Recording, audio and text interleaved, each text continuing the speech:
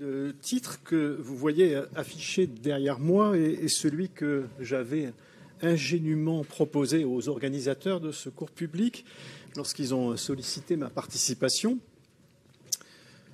Dans leur très grande sagesse, ils m'ont invité à un peu plus de prudence et ils m'ont suggéré de m'en tenir à ce qui est peut-être l'ancien régime du rire. Et le titre est alors devenu « Rire des femmes sous Louis XIV ». Ce glissement m'a donné à penser, et comme je suis plus courageux que téméraire, je me suis résolu à restreindre encore mon champ de réflexion et à recourir à mon subterfuge habituel. Et voici donc le titre de cette conférence. Ceux d'entre vous qui me connaissent savent que j'ai toujours une fable pour me tirer d'affaire. Cette fable, ce sera aujourd'hui les femmes et le secret de la fable 6 du livre 8, qui date de 1678, du second recueil. Nous allons la lire dans un instant. Vous la voyez ici, illustrée par la vignette de l'édition originale, gravée par François Chauveau. Vignettes qui sont des chefs-d'œuvre de délicatesse. Je parle du trait, pas nécessairement du motif. Ne comptez donc pas sur moi pour savoir si l'on peut aujourd'hui rire des femmes. Ce n'est pas de moi que vous en recevrez l'autorisation, mais aussi est-ce bien à moi de vous la donner, et à qui vous faudra-t-il la demander, sinon aux femmes elles-mêmes qui savent seules de quoi on rit vraiment. Car on ne rit bien que lorsqu'on rit du rire des femmes. L'âge venant, je me suis persuadé que l'on ne rit jamais que des femmes, mais de leur rire, et avec elles. D'un éclat de rire qui vient exaucer leur absolue supériorité sur les hommes dans le seul domaine où cette supériorité soit mesurable, la sexualité et le plaisir sexuel. En avançant cette thèse, il ne s'agit pas de proposer une nouvelle déclinaison up-to-date du renversement carnavalesque. Je ne dis pas seulement que la révélation de la supériorité du plus faible ou réputé tel sur le plus fort ou supposé tel a toujours quelque chose de comique. Je tiens que le rire, dans une très large tradition littéraire tout au moins, engage la différence sexuelle elle-même. Et pour commencer à vous en convaincre, mais c'est La Fontaine qui emportera tout à l'heure le morceau, je vais maintenant ouvrir devant vous un éventail de questions en les glosant à peine et en les laissant simplement résonner. Il y en aura 6 et la liste n'a rien d'exhaustif. Voici déjà la première. Que penser du fait que le dénouement de la comédie soit traditionnellement et peut-être constitutivement un dénouement nuptial ? Comment se fait-il que la comédie n'ait pas d'autre sujet que l'union sexuelle, et l'union sexuelle en dépit de toutes les oppositions ? Le 6e acte de la comédie se joue toujours derrière le rideau retombé, et la scène y a exactement la largeur d'un lit. Et dans l'acheminement de ce dénouement nuptial, le rôle décisif revient presque toujours à une femme. Scapin ou Sganarelle ont beau faire, ils n'y suffisent pas. Il faut presque toujours l'aide d'une femme pour que les amants puissent finir par s'aimer. Et voici la seconde question. Comment comprendre que le cocuage soit le sujet comique par excellence ? On peut rire de beaucoup de choses, mais enfin on rit surtout des cocus. Et de quoi rit-on lorsqu'on rit du cocu de la farce ? Et qui est ce « on » ? Avec qui donc rient les hommes lorsqu'un homme se trouve tourné en dérision pour son insuffisance à satisfaire sa femme ? Et question subsidiaire, d'où vient qu'un cocu fasse rire et qu'on ne veuille pas rire ou qu'on ne puisse pas rire d'une femme trompée ? Une femme trompée est une femme humiliée. alors qu'un cocu n'a que ce qu'il mérite, ou plutôt qu'il ne mérite pas autre chose, quand la seconde, la femme trompée, se voit privée de son dû, ce qui ne fait pas rire. Et pour s'en persuader, il suffit de comparer la pièce de Molière, Sganarelle ou le cocu imaginaire, à la réécriture inversée qu'a voulu en donner Donneau de Visé la même année pour profiter du succès de Molière, la cocu imaginaire. Le cocu imaginaire fait rire, la cocu imaginaire pas du tout. Ce sont les mêmes scènes, à front renversé, si j'ose dire, mais sur le front féminin, les cornes ne font pas rire. Que dire maintenant du fait que la haine du théâtre et l'interdit religieux ne frappent que le genre comique et non pas la tragédie? L'Église s'est toujours accommodée de la tragédie, bon an, mal an. Elle a réservé ses diatribes à la comédie, où elle voyait une menace contre toutes les autorités susceptibles d'assujettir les corps. Dans le dénouement de la comédie, je crains fort que l'Église ait toujours vu, et à bon droit, une préfiguration de ce que serait une version résolument profane de la grâce. La grâce de la comédie, c'est ce qu'un homme et une femme peuvent se conférer l'un à l'autre en se passant, le cas échéant, de toute autorisation et de toute bénédiction. Alors, faut-il vraiment s'étonner que les sociétés qui interdisent le théâtre comique soient aussi celles qui refusent aux femmes toute autonomie? Dans tous les pays du monde, le statut accordé à la comédie et à la littérature comique est à la mesure de la place faite aux femmes dans l'espace public, et réciproquement. Là où on ne rit pas avec les femmes n'ont vraiment pas de quoi rire. Je n'ignore pas pour autant que toute comédie ne suscite pas le rire et qu'il existe une comédie sans ridicule où brillent les noms de nos plus grands dramaturges, de Corneille à Musset et de Marivaux à Éric Rohmer. Mais justement, que signifie l'existence parallèle au sein de la tradition comique de deux formes de comédie, dont l'une déjoue le dénouement nuptial, sinon qu'un même genre littéraire peut choisir de dramatiser non les rapports de sexe, mais les rapports de genre. S'il y a deux espèces de comédie, c'est que les distinctions de genre ne se laissent pas ramener à la différence sexuelle.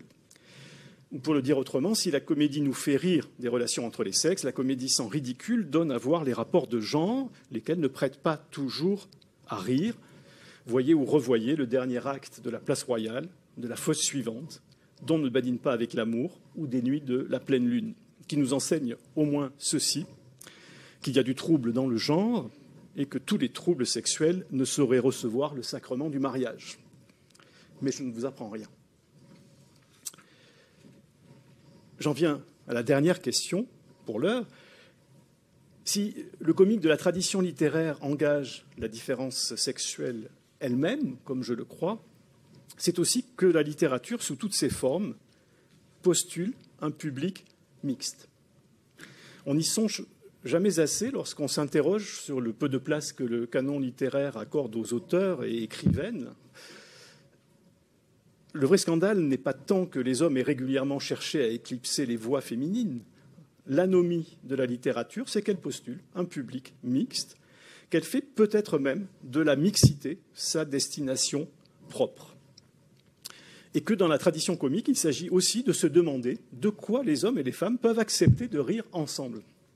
Et aussi, à l'occasion, comment ils et elles rient les uns et les unes des autres. Alors cet éventail de questions, je les dois en grande partie au travail accompli dans deux séminaires donnés ici même ces dernières années, qui essayaient de formuler cette question de la sexuation de la lecture ou de la destination sexuelle des textes littéraires. Et pour en parler, il faut être au moins deux. Et donc ce sont des séminaires qui ont été donnés à deux voix. Le séminaire Rire des femmes avec Molière, donné avec Lise Michel et qui préfigurait un peu le projet Agora dont il était question il y a un instant. Et puis un séminaire sur les facéties féminines donné avec Estelle Doudet de la Renaissance à l'âge classique et même un peu au-delà, disons, jusqu'à Blanche Gardin. La tradition comique littéraire qui nous enseigne que le comique engage la différence sexuelle et qu'il existe un rire philogine, peut au fond se définir par ce qu'elle n'est pas, un recueil de blagues de vestiaire. Mais il est temps maintenant d'entrer dans l'arène, et l'arène, c'est encore et toujours la couche conjugale, celle dressée par La Fontaine au livre 8 des Fables, pour traiter des femmes et du secret, secret qui n'est peut-être pas le secret des femmes. Donc nous allons lire cette fable que normalement vous avez aussi reçue. Rien ne pèse tant qu'un secret, le porter loin est difficile aux dames. Et je sais même sur ce fait bon nombre d'hommes qui sont femmes. Pour éprouver la sienne, un mari s'écria, la nuit étant près d'elle, « Oh Dieu, qu'est-ce cela? Je n'en puis plus, on me déchire. Quoi, j'accouche d'un œuf? D'un œuf, oui, le voilà. Frais et nouveau pondu, gardez bien de le dire, on m'appellerait poule.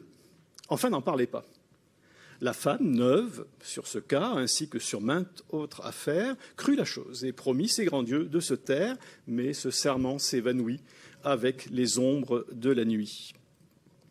L'épouse indiscrète et peu fine sort du lit quand le jour fut à peine levé et de courir chez sa voisine. « Ma commère, dit-elle, un cas est arrivé, n'en dites rien surtout car vous me feriez battre. Mon mari vient de pondre un œuf gros comme 4. Au nom de Dieu, gardez-vous bien d'aller publier ce mystère. » « Vous moquez-vous, dit l'autre. Vous ne savez guère quelle je suis, allez, ne craignez rien. » La femme du pondeur s'en retourne chez elle. L'autre grille déjà de conter la nouvelle. Elle va la répandre en plus de 10 endroits. Au lieu de 9, elle en dit 3. Ce n'est pas encore tout, car une autre commère en dit 4 et raconte à l'oreille le fait. Précaution peu nécessaire, car ce n'était plus un secret. Comme le nombre d'eux, grâce à la renommée de bouche en bouche, allait croissant avant la fin de la journée, il se montait à plus d'100. Cette fable ne compte pas parmi les mieux frayées du fabuliste. Elle n'a guère éveillé la sagacité des exégètes. C'est sans doute qu'elle met en œuvre l'un des préjugés misogynes les plus éculés, et je pèse mes mots, de la littérature facétieuse. Les femmes aiment à parler, ne savent pas garder un secret, en dépit de l'assurance donnée et d'utile leur en coûter. Les annotateurs de La Fontaine, qui sont des hommes sans exception, ne manquent pas de références, toutes masculines. Plutarque, le traité du trop-parler, où c'est un secret politique qui est éventé par une femme qui fait preuve d'incontinence verbale. Dans le français de la Renaissance, ça se dit garrulité. Abstémius, 129, version un peu plus grivoise. Noël Dufay à la Renaissance. Rabelais, bien sûr, tiers livre, temps 34. Les femmes aiment à parler et ne savent pas garder un secret. C'est la conviction de Ponocrates et Épistémon. Au XVIIe siècle, le père Bourg, dans un essai sur le secret, le père Bourg, qui sait ce que sont les femmes depuis qu'il les confesse, je pèse mes mots toujours, et qui sait donc ce qu'est un secret. Voilà donc pour la circulation de ce motif et pour la constance du préjugé misogyne. Mais le premier distique,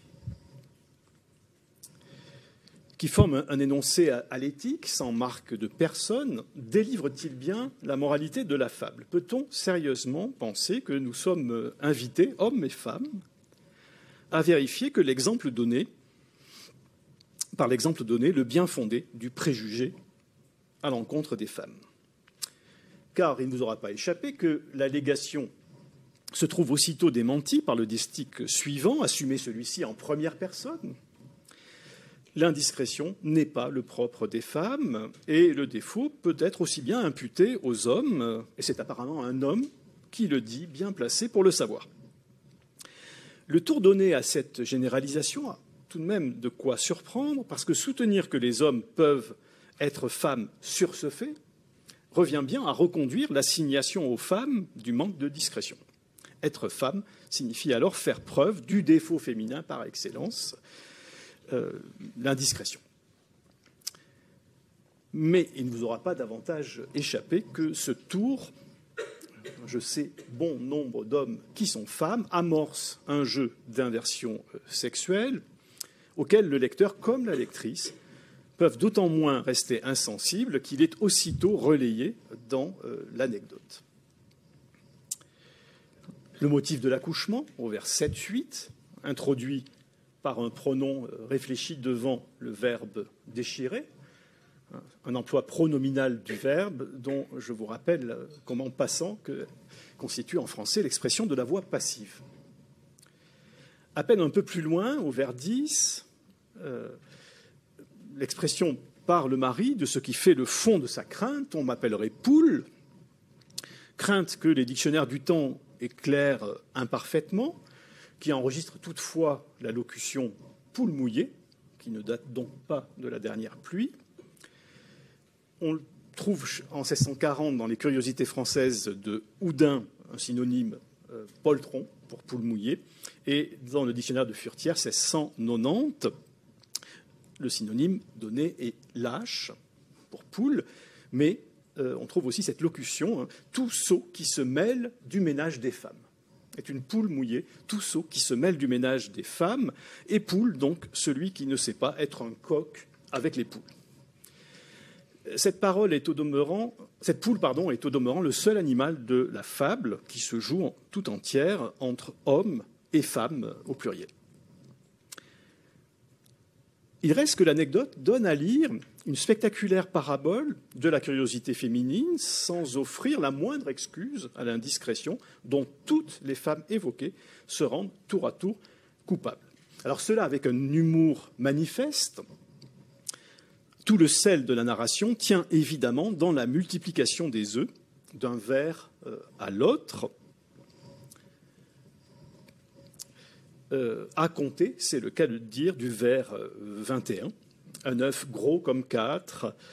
Au lieu d'un œuf, elle en dit 3 au vers 29, répété en 10 endroits, donc on en est déjà à 34, mais ça monte très très vite. Une autre commère en dit 4, si bien qu'à la fin de la fable, le total s'élève à plus d'un 100.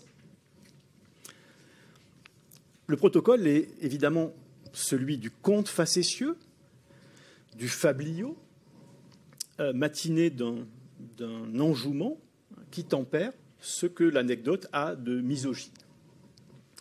C'est une historiette forgée à plaisir pour sa valeur exemplaire et elle n'appelle pas d'interprétation allégorique à la différence des fables animalières. Si bien que l'anecdote, l'historiette, aurait aussi bien sa place dans le recueil des contes de La Fontaine, où l'on croise à l'occasion des épouses semblablement neuves sur les malices d'amour. Il se pourrait toutefois que la fable nous ait séduits. Lecteurs ou lectrices, nous nous sommes peut-être laissés fasciner ou divertir trop vite par la multiplication des œufs, sans songer à nous étonner vraiment, pas plus que l'épouse d'ailleurs, ou les commères, dont aucune ne s'étonne, du fait même de la ponte. Ponte qui est présentée d'abord comme une feinte. Il ne nous est pas dit que le mari accouche vraiment d'un œuf. Il veut éprouver sa femme, et il lui dit donc qu'il a accouché d'un œuf. Mais ce qui est curieux, c'est que le déroulement de la fable accrédite à sa façon le fait de la ponte. Ne serait-ce qu'au vers 25, la femme du pondeur. C'est bien le narrateur, d'une certaine manière, qui accélère la circulation de la rumeur et accrédite le fait même qu'un œuf a été pondu par un homme. La femme du pondeur prend le relais de la déclaration de l'épouse au vers 19 ou 21. Avant de passer le témoin au commère, le narrateur lui-même, celui qui dit « je » au début de la fable, en quelque sorte, s'inscrit dans la chaîne et fait courir lui-même la rumeur. Si on s'arrête sur ce fait, la ponte, proprement extravagant, impossible à admettre autrement que comme feinte, comme acte de parole. On doit se demander si la fable n'est pas passible, par-dessus le marché, d'un décodage allégorique. Autrement dit, on a affaire à une historiette qui n'appelle pas une lecture allégorique, à la différence d'une fable animalière. On la lit comme une historiette, un conte facétieux. Mais est-ce qu'elle ne serait pas passible, comme toute fable, d'une lecture allégorique? On peut se demander si le fabuliste, qui est un homme, jusqu'à preuve du contraire, ne joue pas ici un jeu retors avec le principe herméneutique constitutif du genre de l'apologue. La question est la suivante. De quoi cette ponte peut-elle donc être la figure, si on suppose qu'il faut lire la fable allégoriquement? De quoi cette ponte peut-elle donc être la figure? Alors je vous dois maintenant cette mise en garde en cherchant à répondre à cette question, en entrant dans le jeu. Nous ne ferons rien d'autre que traquer dans la fable un sens latent. Autrement dit, un secret. Un secret qui est peut-être le secret d'un homme, sinon le secret des hommes. Mais ceux d'entre nous qui le révéleront seront femmes sur ce fait et peut-être sur quelque autre. Il faut relire la fable, et cette relecture peut s'apparenter à un relevé d'indices semés pour l'essentiel entre le vers 5 et le vers 15 que je vous remets ici sous les yeux. Au motif de l'inversion sexuelle, motif très marquant, très visible dès le début de la fable, motif introduit au vers 8 et 9, il faut relier 4 éléments, ou du moins on le peut. La dimension nocturne de l'épisode, d'abord, 2 fois évoquée au vers 6 et au vers 15, c'est la nuit. Au cas où on l'oublierait, on nous le répète une deuxième fois au vers 15. Dimension nocturne de l'épisode est le cadre même d'un dialogue qui se déroule tout entier sur la couche conjugale. Là encore, la chose nous est 2 fois rappelée, vers 6 et 17, si nous manquions de mémoire. C'est le premier élément. Deuxième élément, la faiblesse de la motivation prêtée au mari au vers 5. Mais pourquoi veut-il éprouver sa femme? Pourquoi veut-il éprouver sa femme sur ce fait plutôt que sur un autre? Pourquoi imaginer cette histoire de ponte d'œuf? Et au fond, pourquoi cette épreuve s'il est universellement admis que les femmes ne savent pas garder un secret? Quelle peut être la finalité de l'épreuve? Troisième élément, la précision de l'expression de la douleur physique qui ne laisse aucun doute sur le siège du mal. Par où, donc, un homme pourrait-il accoucher d'un œuf dont le passage l'a déchiré? Quatrième élément, l'innocence, sinon la jeunesse de l'épouse. Vers 12. Sur quelle autre affaire est-elle donc également neuve? Que lui reste-t-il à apprendre que la nuit de ses noces ne lui a pas encore révélé?